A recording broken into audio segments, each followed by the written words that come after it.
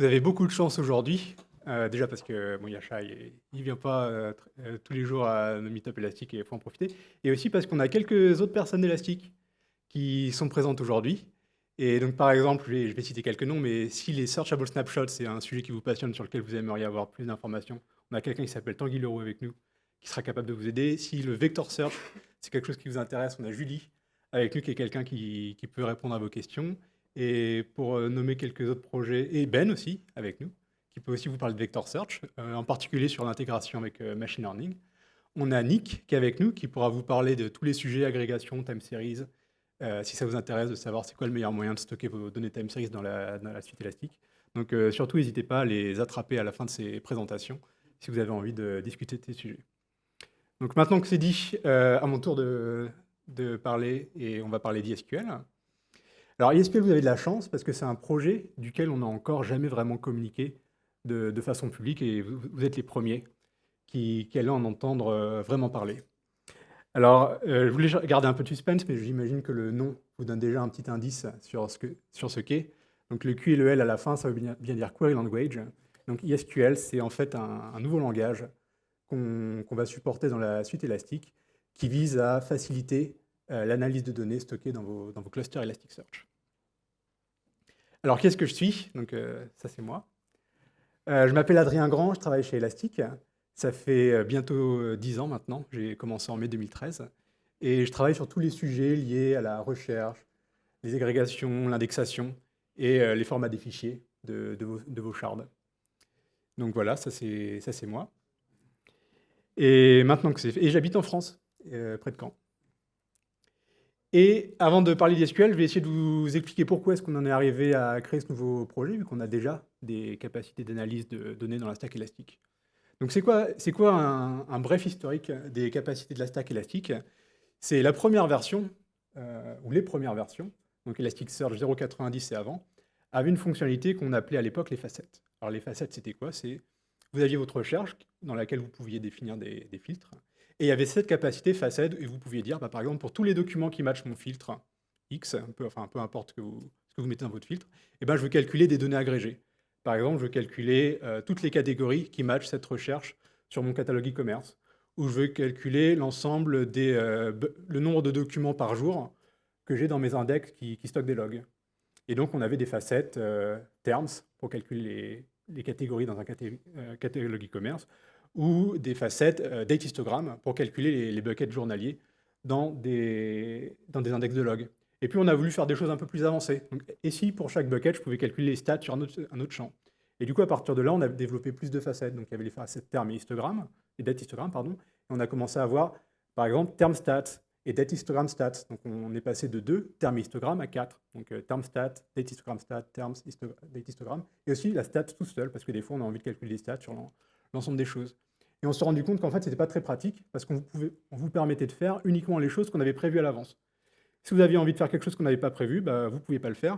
Et ça, c'est ce qui a contribué à la création des agrégations dans Elasticsearch 1.0, où au lieu d'avoir une facette qui faisait term stats, qui faisait tout ensemble, vous aviez une agrégation terms, une agrégation stats, et vous pouviez les combiner comme vous vouliez. Donc vous pouviez faire des choses beaucoup plus avancées, comme d'abord diviser par bucket journalier, par exemple, après calculer une agrégation qui divise encore vos données, qui partitionne encore vos données par terms, et ensuite, pour chaque term et chaque bucket journalier, vous pouviez avoir vos stats.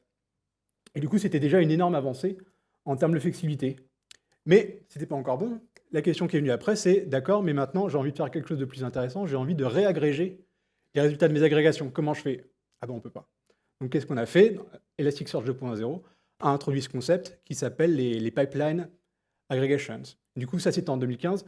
J'en parle comme si c'était rien passé depuis 2015, mais ce qu'il faut savoir, c'est qu'il y a quand même eu énormément d'améliorations au fur et à mesure. Là où Elasticsearch 0.90 supportait que des fonctionnalités assez limitées, donc j'ai parlé de date histogram, de terms, de stats, depuis on a ajouté des fonctionnalités de cardinality, donc calculer le nombre de valeurs uniques dans un bucket. On a ajouté des fonctionnalités de percentiles, calculer la distribution d'un champ numérique, et puis rate, et puis rare terms, et puis un grand nombre d'agrégations. Je ne vais pas toutes les mentionner parce qu'il y en a vraiment énormément maintenant. Et avec ISQL, en fait, on a fait table rase de tout ça en se disant, on rencontre un certain nombre de choses qu'on voudrait faire, mais le framework sur lequel on s'est basé jusqu'à présent ne nous permet pas de le faire, et du coup, on va faire quelque chose de nouveau qui permet d'ajouter ces fonctionnalités. Alors, pourquoi est-ce qu'on fait quelque chose de nouveau plus précisément? J'ai listé un certain nombre de raisons. Une première, c'est qu'on ne peut pas tout exprimer par l'intermédiaire d'un query string.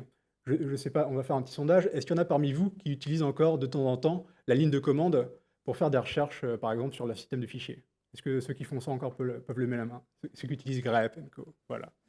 Donc on peut voir qu'il y a beaucoup de gens qui lèvent la main et c'est pas surprenant. Malgré le fait qu'il y a énormément, que ça soit très facile de créer des outils et qu'il y a énormément d'outils disponibles, la ligne de commande reste quelque chose de très, très populaire parce que ça a des capacités qui sont difficiles d'avoir ailleurs. Et du coup, pourquoi est-ce qu'on est incapable de faire, pourquoi est-ce que tous les filtres qu'on peut exprimer par l'intermédiaire d'un query string, par exemple les filtres géographiques et autres, pourquoi est-ce qu'on ne peut pas faire pareil avec les agrégations? Donc ça c'est une question. Comment on fait ça?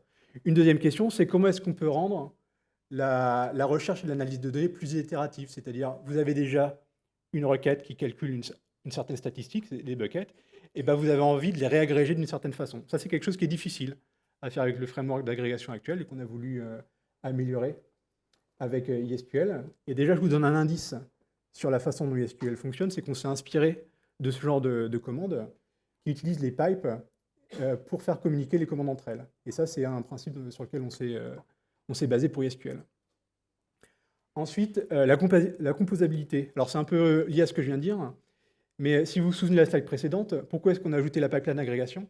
Parce qu'on avait envie de réagréger des résultats d'agrégation. Qu'est-ce qui se passe si on a envie de calculer la dérivée d'un date histogramme, par exemple? Ça, c'est quelque chose qui n'était pas possible avant les pipelines d'agrégation.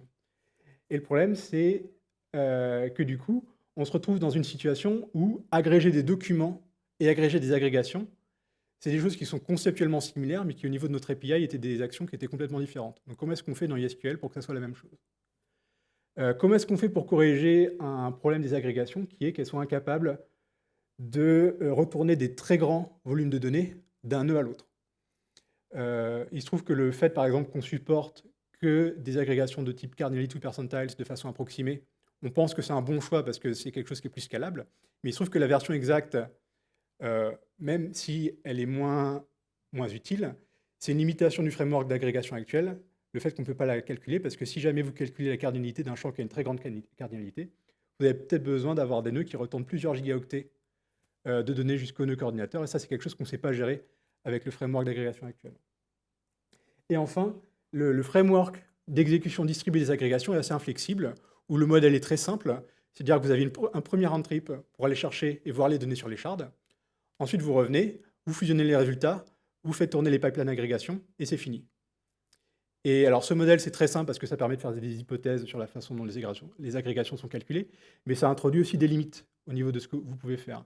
Et par exemple, les pipelines d'agrégation, vu qu'elles voient uniquement les données, elles ne peuvent pas retourner, en fait, elles ne voient pas les données des shards, les pipelines d'agrégation. Elles voient que les données qui ont été préagrégées déjà sur les shards. Donc, si vous voulez faire quelque chose d'un petit peu évolué du genre, je veux filtrer tous mes documents dont la valeur est supérieure à la moyenne de ce champ, c'est quelque chose que vous ne pouvez pas exprimer par l'intermédiaire d'une seule agrégation.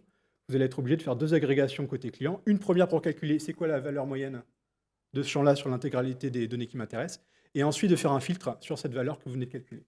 Et avec SQL, on avait envie que ça soit le genre de choses que vous puissiez faire en une seule requête. Alors, j'ai parlé des choses qu'on avait envie de corriger avec les agrégations, mais pour être complètement juste avec les agrégations, il y a aussi un grand nombre de propriétés qu'on avait envie de garder, parce que ça faisait partie des forces de la stack qu'on avait envie de conserver, notamment le fait qu'elle s'intègre extrêmement bien avec le framework de filtering. Vous mettiez n'importe quelle requête que vous voulez dans la partie query du body de vos search requests, vous pouvez mettre n'importe quelle agrégation dans la partie ags, et tout fonctionnait toujours, il n'y avait pas de limitation. Il n'y a pas des agrégations qui ne marchent pas avec certains filters. Par exemple, ça c'est quelque chose qui n'existe pas. Et c'est une capacité qu'on avait envie de conserver. Il y a le fait que les agrégations sont capables de s'intégrer avec toutes les structures de données qu'on stocke sur les disques.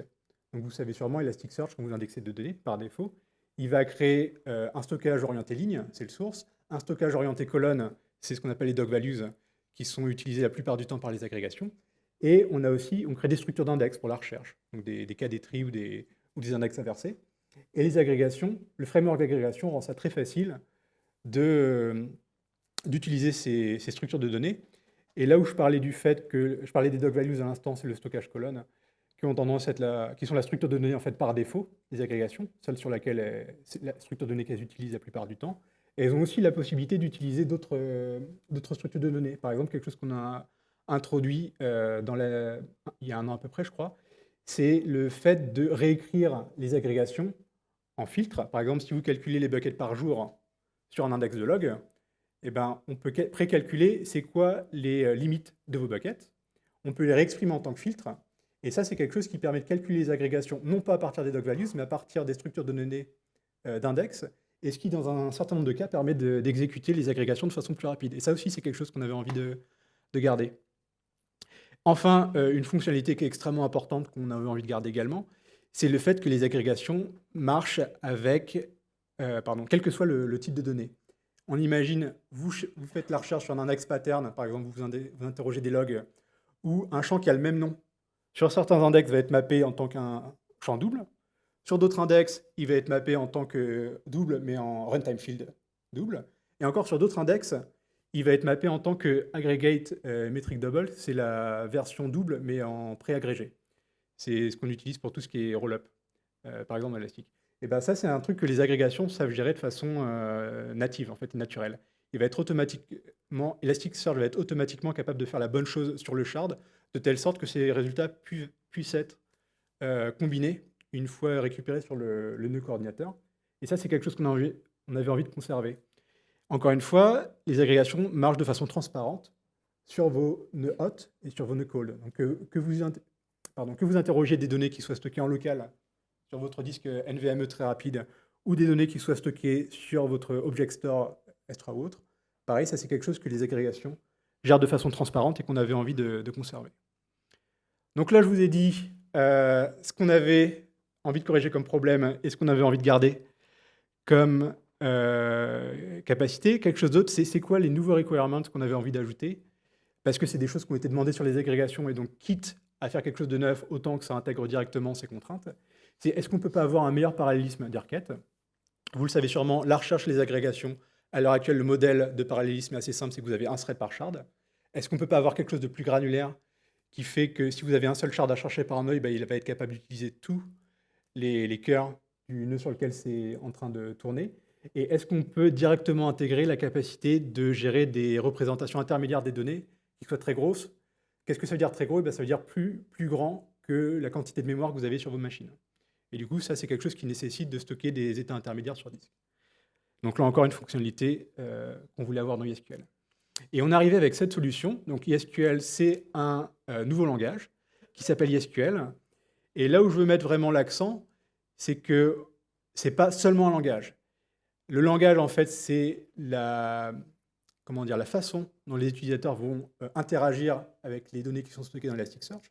Mais ISQL, ça vient aussi avec un planner et un compute engine qui vont être capables d'exécuter vos requêtes et qui vont partager une certaine quantité de code avec l'API search et l'agrégation actuelle, mais qui vont quand même être indépendants. Donc c'est un nouveau développement qui est fait spécifiquement pour ISQL. Donc, pour la partie langage, vous avez des commandes qui sont séparées par des pipes de façon extrêmement similaire à ce que vous avez l'habitude quand vous faites du bash sur votre ligne de commande. Donc vous avez des commandes qui calculent des sorties qui peuvent être redirigées vers la commande suivante afin de faire du filtre, de la réagrégation, etc. de façon flexible. Il n'y aura pas de limite, il n'y a pas d'incompatibilité. C'est-à-dire que si vous avez une commande qui est capable d'agréger des données dans un index, cette commande sera aussi capable d'agréger le résultat d'une agrégation. Pour elle, il n'y aura aucune différence. Vous avez un planner donc qui lui va faire l'optimisation de requête, qui va être capable de pusher les filtres à Elasticsearch et Lucene. Ça fait partie des choses qu'on avait envie de garder, parce qu'on pense que ça fait partie des forces de la stack. Et le point intéressant, parce que ça c'est quelque chose d'un peu nouveau, c'est la capacité de faire des recherches et de distribuer l'exécution de la requête de façon plus intéressante. C'est-à-dire quoi plus intéressante? Ça veut dire potentiellement faire plusieurs round trips avec les shards. Je ne sais pas si vous vous souvenez de l'exemple que je donnais tout à l'heure, mais vous pourrez faire des requêtes du genre « je veux filtrer tous les documents dont la valeur est supérieure à la valeur moyenne de ce champ ». Ça, c'est quelque chose que vous pourrez faire. Ça veut dire quoi aussi? Ça veut dire que vous pourrez distribuer comment dire, la fusion des résultats qui viennent des shards. On imagine, vous interrogez 1000 shards à la fois. À l'heure actuelle, il y a 1000 résultats de shards qui vont venir sur le node coordinateur et qui vont devoir être fusionnés ensemble. Et ça, sur certaines requêtes, ça se trouvait être en fait, le bottleneck, le goulot d'étranglement de vos requêtes.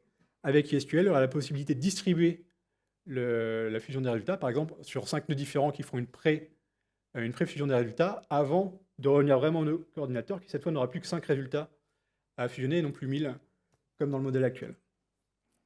Et un point sur lequel il y a énormément d'efforts qui sont engagés à l'heure actuelle, c'est le Compute Engine, qui se base sur une représentation tabulaire des données. Alors pourquoi tabulaire?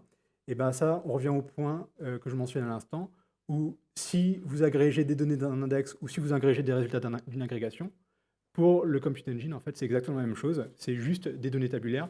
C'est juste que quand les données sont stockées dans un index, il a quelques métadonnées quelque part qui lui disent « Ah, au fait, si jamais tu as envie d'utiliser les structures d'index, elles sont disponibles. » C'est la seule différence. Mais sinon, il n'y a aucune différence pour lui. Qu'est-ce qui fait différent? Je parlais du parallélisme des requêtes. Le Compute Engine, il va avoir un parallélisme des requêtes qui est beaucoup plus granulaire. D'accord? Il va être capable de faire du spinning to disk pour toutes les représentations intermédiaires des données qui seront supérieures à l'espace mémoire qui est alloué à Elasticsearch. Et il peut faire travailler plusieurs nœuds ensemble dans un mode où, au lieu d'avoir des grosses réponses qui viennent en une seule fois vers le nœud coordinateur, il va être capable de streamer les données d'un nœud à l'autre en bloc, ce qui va enlever cette limite qu'on a à l'heure actuelle sur la taille maximum des réponses que les shards peuvent envoyer au nœud coordinateur. Voilà, donc ça c'est pour l'aspect technique. Au niveau de l'expérience utilisateur, il y a un certain nombre de raisons pour lesquelles on pense que vous allez aimer cette fonctionnalité.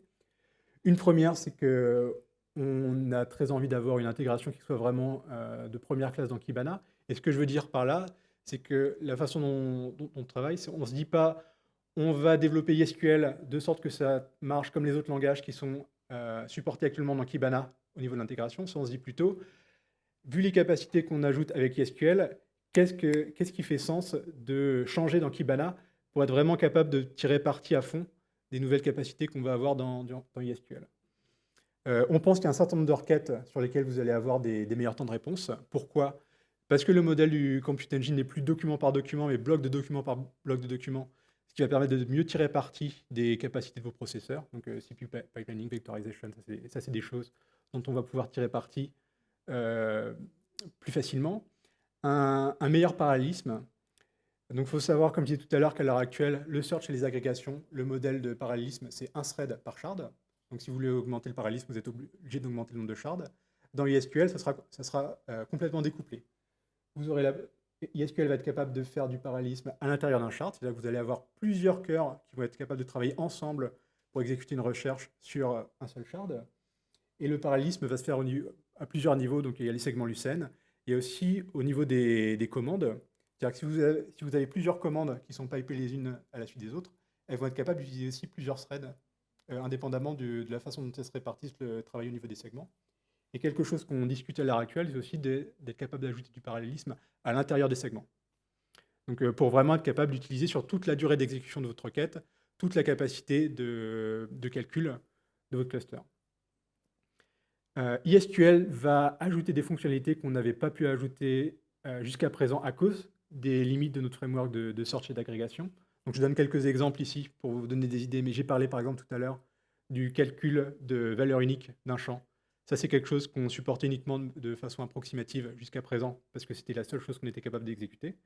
C'est quelque chose qu'on supportera aussi de façon exacte à l'avenir avec SQL, sachant que le trade-off, ça sera le choix, soit vous voulez un compte approximatif, mais rapide, soit un compte exact, mais plus lent et qui consommera plus de ressources sur votre cluster, parce qu'il a besoin de réunir quand même à un moment toutes les valeurs uniques de votre champ dans un seul endroit. Vous allez être capable d'agréger des données au niveau de la session. Ça, c'est une requête qui a été faite extrêmement souvent. On imagine vous indexer des logs d'accès d'un web serveur, et sur chaque entrée, vous avez un session ID. Et vous avez envie d'agréger des données, mais non pas au niveau de l'event, c'est-à-dire de la requête qui a été faite sur votre web serveur, mais au niveau de la session. Vous avez envie d'agréger, par exemple, c'est quoi la durée moyenne de mes sessions. Et bien, ça, c'est quelque chose que vous ne pouvez pas faire à l'heure actuelle, que vous allez pouvoir faire avec ISQL. Filtrer toutes les valeurs qui sont au-dessus de la valeur moyenne. Donc ça, c'est l'exemple que je donnais tout à l'heure.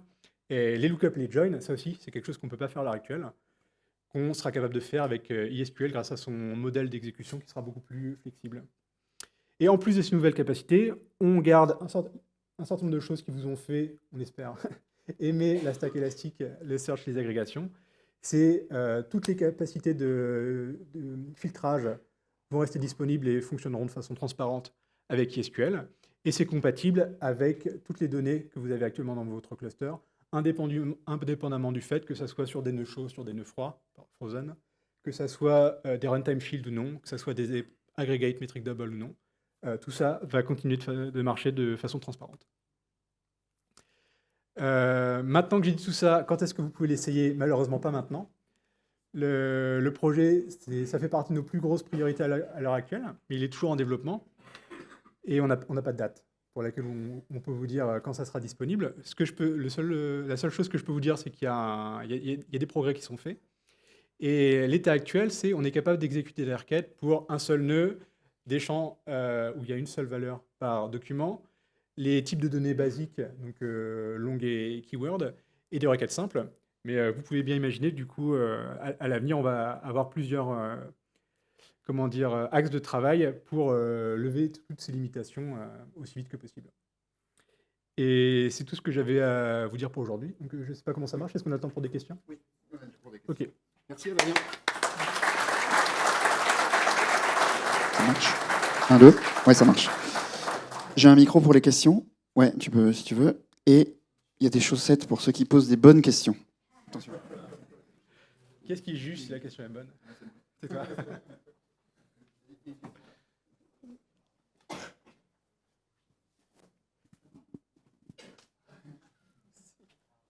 C'est un peu violent. Bonjour, j'ai une double question, donc je vais enchaîner les deux. Vas-y. La première, elle semble évidente.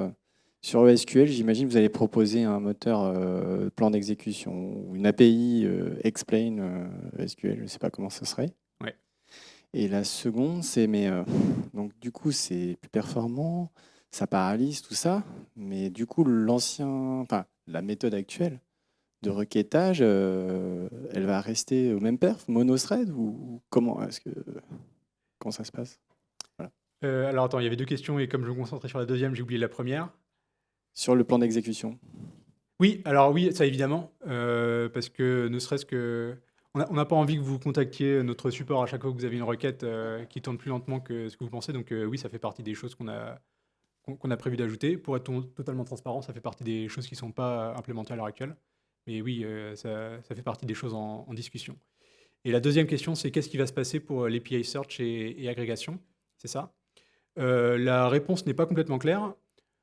On pense qu'il y a un certain nombre de choses qu'elle fait bien et on ne sait pas comment ça va se traduire dans ISQL. Par exemple, je parlais du vector search tout à l'heure et je mentionnais le nom de Julie. Quelque chose qui est possible de faire avec le vector search dans la release à venir d'Elasticsearch, c'est de combiner les résultats en fusionnant la relevance, la pertinence au sens BM25 du terme et la pertinence au sens vector search du terme. Et ça, c'est des choses, on ne sait pas encore comment ça va se mapper sur ISQL. Donc il y a un certain nombre de choses que niveau API Search, on sait faire à l'heure actuelle. On ne sait pas comment ça va se traduire dans ISQL. Mais effectivement, le but, c'est de faire quelque chose de mieux et qu'il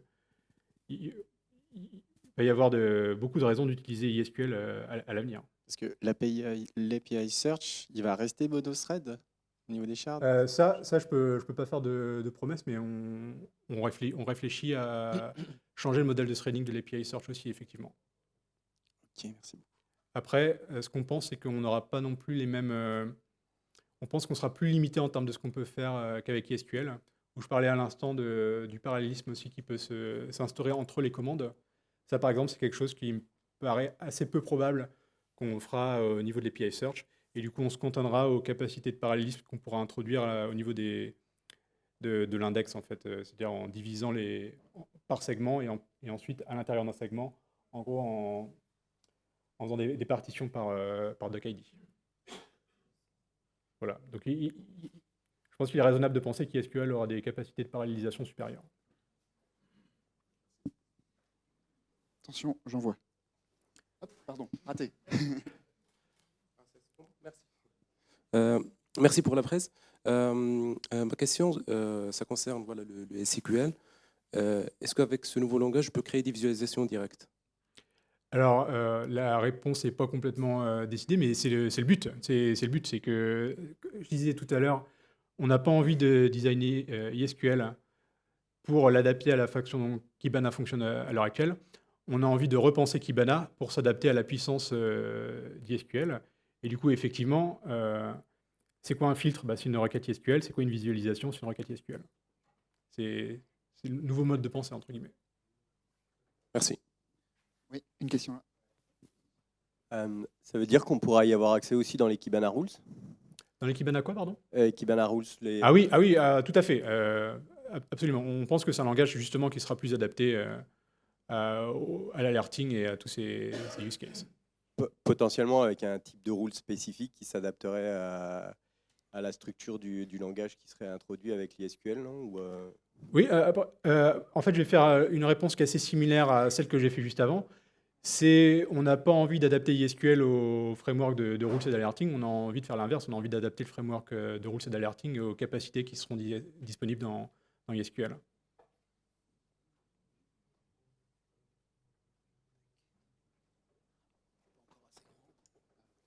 Si j'avais su, j'y serais allé. Merci. Merci pour la presse, c'était très sympa.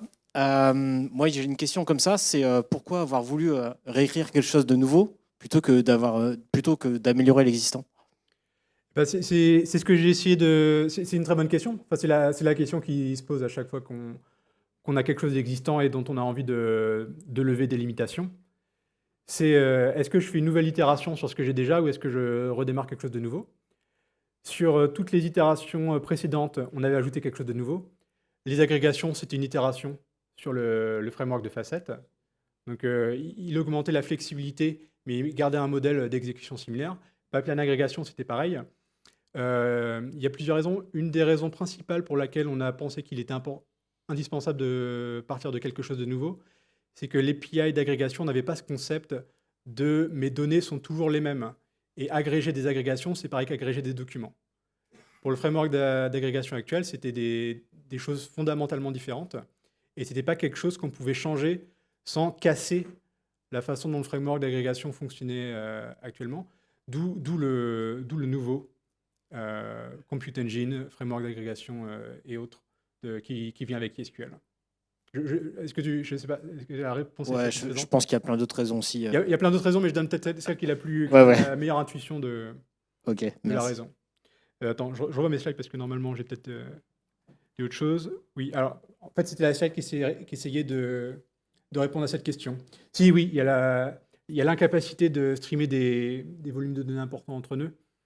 Alors ça, c'est peut-être une limitation qui aurait pu être levée, mais avec beaucoup de travail parce que c'est un design qui était vraiment fondamentalement implanté dans la façon dont le framework d'agrégation était designé. Par contre, l'exécution distribuée, ça c'est clairement quelque chose qu'on ne pouvait pas changer sans tout casser. Donc oui, il y a plusieurs choses comme ça qui nous ont fait repartir, pas de zéro, parce qu'évidemment, il y a des blocs sur lesquels on se rebase, tout ce qui est le filtrage. Et pareil pour les agrégations, on repart pas de zéro. On a un existant dont on va certes avoir une réutilisation limitée niveau code, mais par contre, niveau idée et expérience, évidemment qu'on se base sur toutes les expériences qu'on a accumulées au cours des 10 dernières années et plus sur le framework d'agrégation actuel. Encore une question.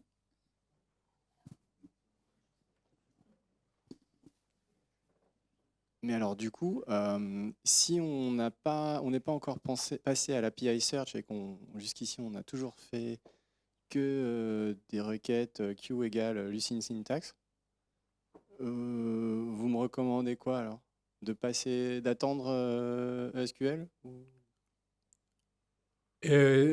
Ça va dépendre de ton cas. Déjà, peut-être une remarque simple, c'est que le filtrage sera quand même assez similaire dans ISQL par rapport à ce que vous pouvez l'expérience que vous pouvez avoir à l'heure actuelle. Clairement, on n'a pas envie de rendre le filtrage plus compliqué qu'il est à l'heure actuelle. Ça fait partie des forces de la stack. On a envie que ça reste facile et performant de filtrer des données. J'ai envie de dire, ça dépend d'à quel point ce genre de choix comment dire, est difficile à reconsidérer à l'avenir pour toi. C'est plus facile de passer de Lucene à. J'ai l'impression que c'est plus facile de passer de Lucene à SQL du coup. Probablement, je vais dire oui, parce que ça sera plus une addition en termes de fonctionnalité. Là où si tu commences à utiliser les agrégations, il faudra que tu changes la façon dont tu fais les requêtes. Mais après, c'est ça. Enfin, en gros, je suis pas sûr de Sur complètement. des cas basiques. Pardon? Je suis pas sur des cas avec des agrégations. Du coup, quand on fait du Lucene, je sais pas. T'es que sur des cas très basiques. Ouais, ouais. Et ben, si t'as pas besoin d'agrégation à l'heure actuelle, enfin, autant rien toucher, quoi. Voilà, Ok.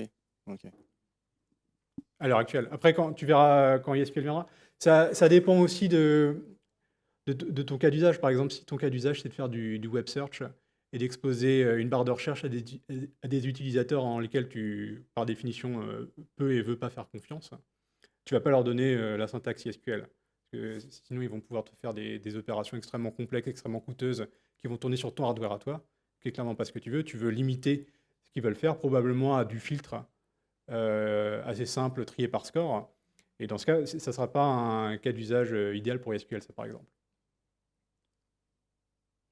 Bonjour, je profite pour poser juste une petite question. Merci pour la présentation. C'était en fait par rapport, du coup, si je comprends bien, il y a des breaking change, du coup, avec l'arrivée du SQL. Du coup, en fait, comment on va prévoir justement est-ce que la rétrocompatibilité, du coup, le passage de version, toutes ces questions-là, est-ce qu'il y a déjà une réflexion autour du sujet? Alors, on le voit pas comme un breaking change, on le voit comme une nouvelle fonctionnalité, c'est-à-dire que le search et les agrégations sont là pour rester. C'est une nouvelle fonctionnalité, ça va être un nouvel endpoint, donc underscore SQL, qui va te permettre d'avoir accès à ces nouvelles capacités sans qu'il y ait aucun breaking change sur les API actuels. Même s'il y a des changements sur les segments, est-ce qu'il y aura une évolution? Oui, parce que ça sera fait de façon spécifique à SQL. Ça sera fait sans répercussion sur le fonctionnement de l'API Search actuel. On parlait tout à l'heure du fait, est-ce qu'on va ajouter le parallélisme, par exemple, au niveau de l'API Search?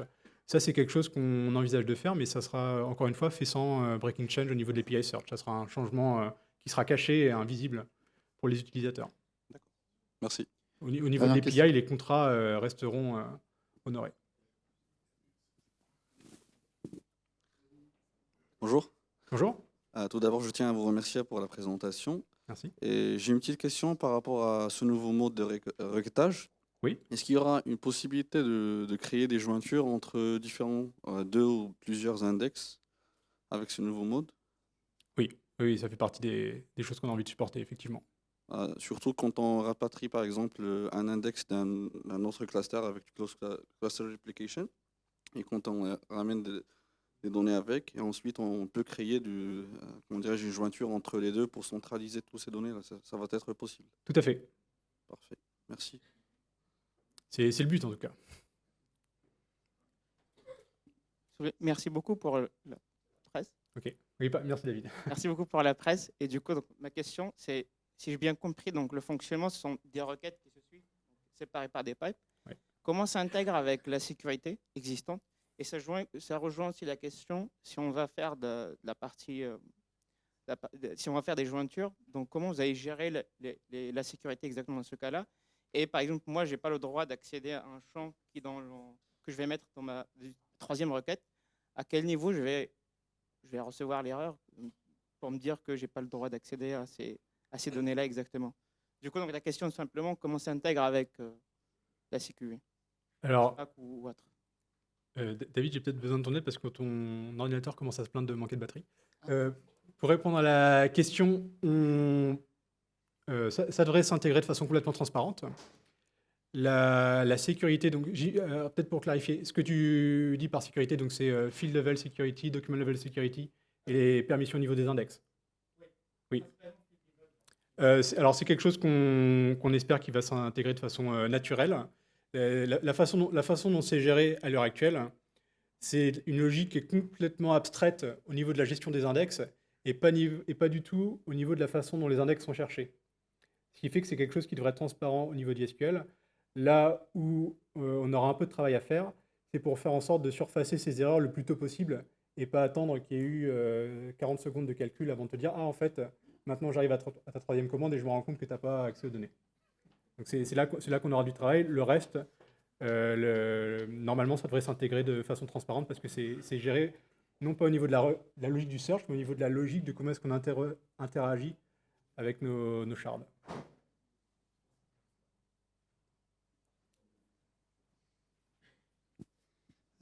J'ai une petite question, c'est top. Enfin, moi, ça lève plein d'imitations qui me semblent super intéressantes.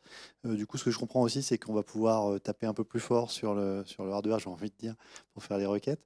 Oui. Est-ce que vous intégrez un peu à moyen terme, je vois appelons ça comme on veut, Query Governor, Workload Manager, enfin quelque chose qui permette un peu de pouvoir arbitrer sur la capacité du coup à solliciter très fortement le cluster. Parce que jusqu'à maintenant, on avait quand même quelqu'un ne pouvait pas faire des choses complètement horribles en faisant juste une requête, ou sinon il faisait péter en circuit breaker. Mais est-ce que demain, du coup, on va pas avoir le problème avec du multithread de partout et puis ce genre de choses Alors, pour être transparent, c'est pas la priorité à l'heure actuelle, mais je pense que ça fait partie des choses qui vont venir. Il y a toujours deux problèmes très difficiles à gérer. Il y a les utilisateurs qui voudraient être capables d'utiliser tout leur hardware, hein, et qui n'y arrivent pas, et ceux qui se plaignent que les autres utilisent trop du hardware et du coup les empêchent de lancer des requêtes. Oui, je pense que ton analyse est complètement juste. Avec ISQL qui va permettre de taper beaucoup plus fort en termes de CPU, mais aussi d'IO. Parce que on parlait tout à l'heure du splitting to disk avec certaines représentations intermédiaires des données qui vont être stockées sur disque. Bah ça va faire beaucoup d'accès random sur des fichiers temporaires et ça va peut-être utiliser une bonne partie de l'IO de vos machines. Clairement, je pense que la question va se poser assez vite du comment est-ce qu'on permet d'éviter qu'un utilisateur utilise toutes les ressources et du coup en prive les autres utilisateurs. Ouais, je pensais aussi versus l'ingestion aussi, parce que c'est souvent un peu le combat, enfin, surtout si on parle d'IO. Ouais, alors ingest versus ingestion, je pense que tu fais une super transition pour la présentation d'après. Merci beaucoup, Adrien, pour ta présentation.